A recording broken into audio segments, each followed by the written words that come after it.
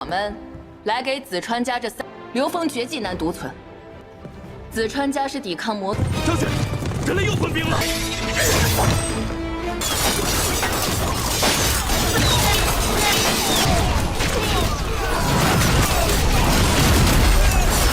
第一式。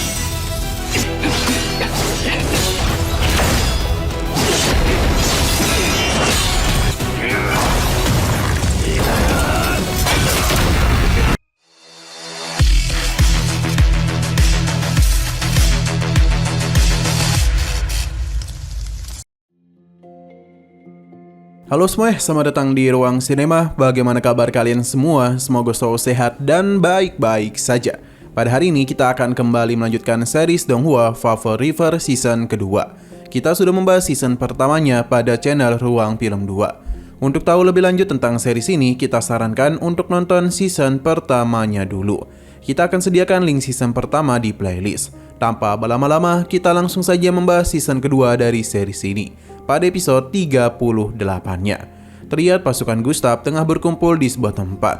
Bawahannya meminta untuk mempertimbangkan keputusannya.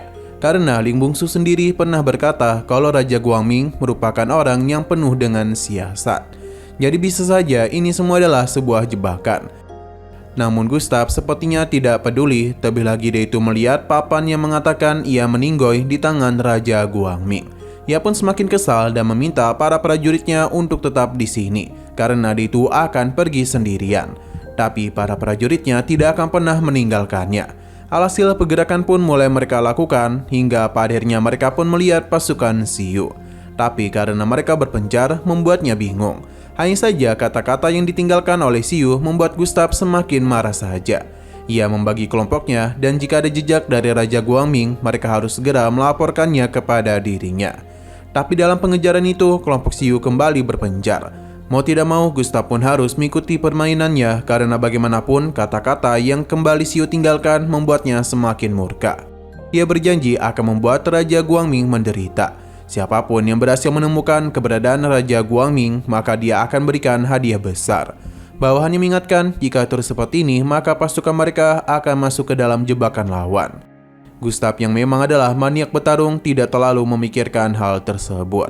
Pergerakan pun terus dilakukan dan kita juga diperlihatkan oleh tulisan Xiu yang terus menjelek-jelekan Gustav. Seiring berjalannya waktu, jumlah pasukan Gustav kian menipis. Tapi sekali lagi Gustav tidak peduli dan terus melakukan pengejaran. Hingga pada akhirnya mereka pun sampai ke titik paling ujung yang merupakan jalan buntu. Penyerangan langsung saja dilakukan oleh kelompok Xiu dari atas tebing, di mana ini membuat seluruh pasukan Gustav tidak dapat melakukan apa-apa selain melindungi diri sendiri. Tidak hanya anak panah saja, namun bebatuan juga dilemparkan, yang semakin membuat pasukan Gustav kewalahan.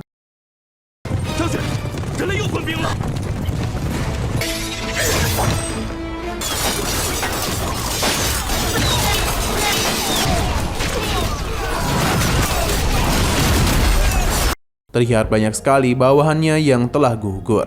Sementara Gustav perlahan-lahan maju karena dia tahu Xiu bersembunyi di balik tebing di sana. Pada akhirnya Xiu pun menampakkan wujudnya dan dia itu benar-benar membuatnya senang.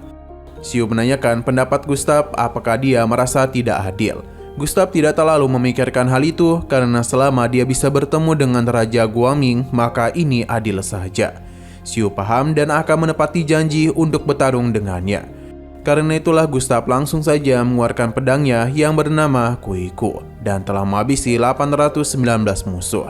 Sementara pedang Xiu bernama Xiuye.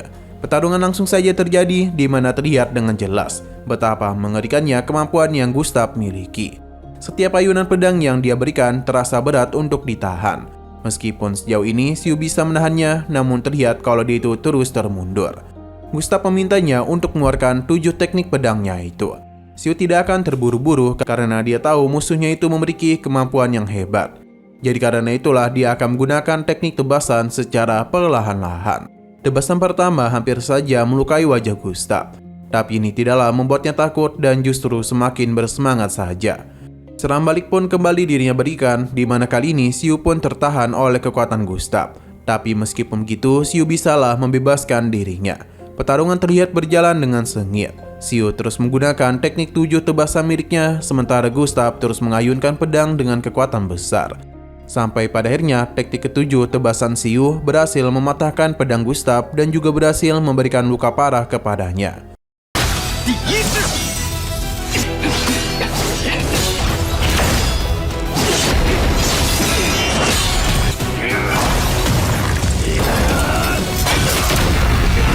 Sebelum meninggoy, Gustav memberikan pujian atas kehebatan pedang Xiu. Keberanian Gustav pun diakui oleh Xiu, tapi sayang sekali dia tidak cocok dalam memimpin prajurit. Dengan matinya Gustav, Xiu meminta pasukannya itu untuk menyerah, karena jika tidak, nyawa mereka tidak akan dirinya ampuni. Tapi mereka sangatlah setia kepada Dewa Iblis dan memilih untuk mati bersama dengan pemimpin mereka. Bagi Xiu, beberapa pasukan klan iblis masihlah memiliki jiwa kesatria sampai mau melakukan hal itu. Hanya saja di tengah semua itu ada pasukan lain yang datang, di mana ternyata itu adalah kedatangan dari Ludi. Ia sangat senang bisa bertemu kembali dengan Xiu, namun dia itu kaget karena Gustav telah berhasil dia kalahkan. Alasan mengapa Ludi kemari karena khawatir mereka tidak kunjung sampai ke Kerni. Jadi mereka yang berasal dari Yilia pun memutuskan untuk kemari. Xiu bingung apa yang terjadi karena seharusnya pasukan Li Bungsu masih mencoba menguasai Yilia. Tapi ternyata Li Bungsu sudah tidak ada di sana. Pada akhirnya Xiu pun sadar kalau Li Bungsu sengaja menjadikan pasukan Gustav sebagai umpan. Sementara mereka itu sudah berada di atas mereka. Penyerangan pun dilakukan di mana pasukan Xiu harus segera pergi dari tempat itu. Akan tetapi serangan dari atas itu membuat Xiu harus kehilangan beberapa pasukannya. Sementara itu pasukan yang berada di atas sudah dihabisi oleh Li Bungsu. Tidak itu saja, Li Bungsu ternyata sudah mengepung Kerni, dan mungkin dalam satu hari saja tempat itu akan mereka kuasai. Sementara pasukan Xiu teruslah menghadapi kepungan dari berbagai sisi. Sebagai pemimpin pasukan, Xiu teruslah memberikan perintah untuk menjauh, dan dia sendiri yang akan berada paling depan untuk membukakan jalan. Sementara Ludi tidak menduga dia yang awalnya ingin melakukan penyelamatan malah harus bernasib seperti ini. 我们的第3团也已经包围科尔尼。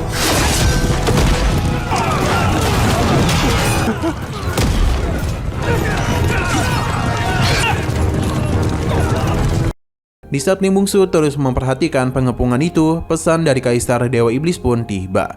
Mereka diminta untuk melakukan pergerakan cepat ke arah barat, agar bisa bertarung dengan pasukan Yulin. Menerima pesan ini tentu saja membuat mereka terkejut. Mau tidak mau, Li Bungsu akan membatalkan rencana yang sudah mereka buat dan akan mengikuti perintah dari Dewa Iblis. Bahwanya tidak setuju, padahal dalam waktu 3 hari saja mereka pasti bisa mengambil alih Kerni. Ia takut kesempatan itu tidak akan datang untuk kedua kalinya.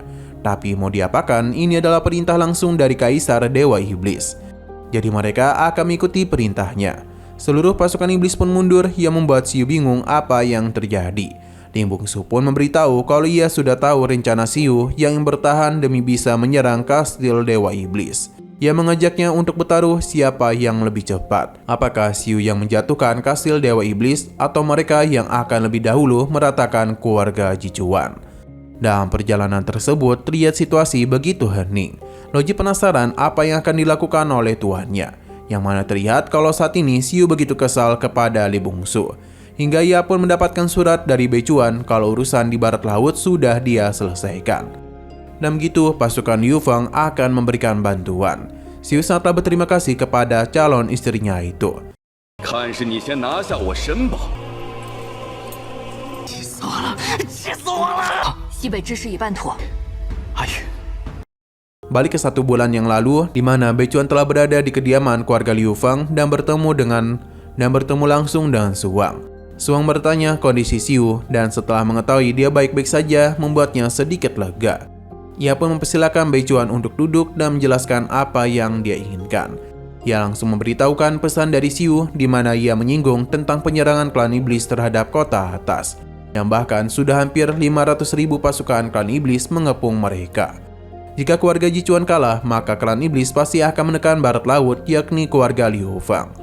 Suwang tahu kalau itu bukanlah perkataan Xiu. Beicuan membenarkan hal itu karena perkataan tuannya sangatlah tidak sopan. Tapi karena diminta untuk mengatakan sebenarnya, jadi Beicuan pun mengatakannya dengan gaya Xiu. Di mana Xiu bingung mengapa wanita pemalas itu tidak kunjung mengirimkan pasukan. Padahal pasukan klan iblis telah membuatnya kesulitan. Jika dia tidak kunjung bertindak, maka Xiu akan marah kepadanya. Mendengar hal itu membuat Suang tertawa karena ia membayangkan Xiu berkata seperti itu di depannya. Beichuan meminta maaf atas perkataan tuannya. Suang tidaklah mempermasalahkan hal itu. Selain itu, ia juga sudah tahu tujuan mereka kemari, karena itulah dia setuju untuk membantu. Tapi sebelum itu, Suang harus menghadap kepada kakaknya dulu untuk memerintah untuk bisa meminta izin. Tapi beberapa pemimpin terdengar tengah menolak. Pasalnya, keluarga Jichuan dan Liu Fang merupakan musuh bebuyutan. Tapi bawahan Suang mengingatkan betapa liciknya klan iblis itu. Karena jika mereka membiarkan Jichuan jatuh, maka mereka akan menghadapi musuh yang jauh lebih menakutkan lagi. Selain itu, tidak mungkin bagi klan iblis untuk menepati janji mereka. Para jenderal dan kakaknya sendiri meminta pendapat dari Suang, di mana baginya klan iblis memang kejam. Namun keluarga Jichuan tidak akan jatuh semudah itu. Terlebih lagi, beberapa wilayah masih tetap dijaga dengan baik. Tidak mungkin bagi pasukan iblis menaklukkan kota atas dalam waktu secepat itu. Baginya, keuntungan klan iblis tidak akan bertahan terlalu lama. Jika memberikan mereka waktu selama 3 bulan, maka pasukan Jichuan pasti akan bangkit. Dengan kata lain, Suang ingin mereka memberikan bantuan setidaknya selama 3 bulan. Kakaknya tentu saja kaget, tapi Suang memiliki alasan karena keluarga Jichuan merupakan benteng terkuat untuk menghadapi klan iblis, sekaligus benteng terkuat umat manusia. Jika Jichuan hancur, maka Liu Fang hanya tinggal menunggu waktu saja. Jadi membantu keluarga Jichuan sama saja dengan melindungi diri mereka sendiri. Perkataan Suang membuat kakaknya senang dan meminta semua orang untuk mengikuti perkataan adiknya. Kini beberapa jenderal pun setuju. 来给紫川家这3流风绝技难独存。紫川家是抵抗魔族，别无选择。愿跟随殿下，不惜肝脑涂。您就说下一步咱们怎么干吧。 Di sisi luar wilayah Liu Fang, di mana Suang sudah diberitahu tentang rencana Xiu yang tidak akan melepaskan Timur Jauh karena saling terhubung dengan keluarga Jichuan. Tapi jika keluarga Jichuan jatuh, maka Timur Jauh akan jatuh juga. Namun Suang tahu betul Xiu tidak akan bertahan terlalu lama di Timur Jauh karena dia memiliki nama Jichuan. Pasti dia itu tidak akan berdiam diri saja melihat keluarganya dihancurkan. Perkataan ini membuat Beichuan tertawa, karena seakan-akan Suang bukanlah jenderal ternama yang sering dikatakan oleh orang-orang. Ia layaknya seperti gadis kecil yang sedang mengeluh. Bagi Beichuan, Suang dan Xiu itu memang adalah pasangan yang serasi. Ini tentu saja membuat Suang tersipu malu. Ia juga meminta agar Xiu dapat menepati janjinya, yakni bertemu dengannya dalam kondisi yang baik. Ia pun berharap Beichuan dapat melindungi Xiu, karena dia itu sangatlah penting baginya. Beichuan paham dan ia pun pergi dari wilayah keluarga Liu Fang. Kembali ke masa sekarang, di mana ia tengah membaca surat dari Suang. Ludi mengingatkannya kalau saat ini istana Dewa Iblis sedang kosong. Jadi itu merupakan kesempatan bagus untuk menyerang.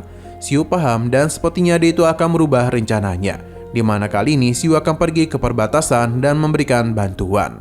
请他不要忘了当日的承诺，请千万保护好他。兵力空虚，现在确实局部的胜利根本没有用。咱们入关。 Oke, sekian dulu pada video kali ini. Untuk video selanjutnya akan segera hadir. Jadi bagi kalian yang mengikuti series ini, langsung saja klik subscribe dan aktifkan loncengnya. Terima kasih yang sudah menonton video sampai habis. Jika kalian suka pada video ini, klik like dan share ke teman-teman kalian tentang channel ini. Dan ditunggu aja kelanjutannya. Oke, sampai jumpa di video selanjutnya.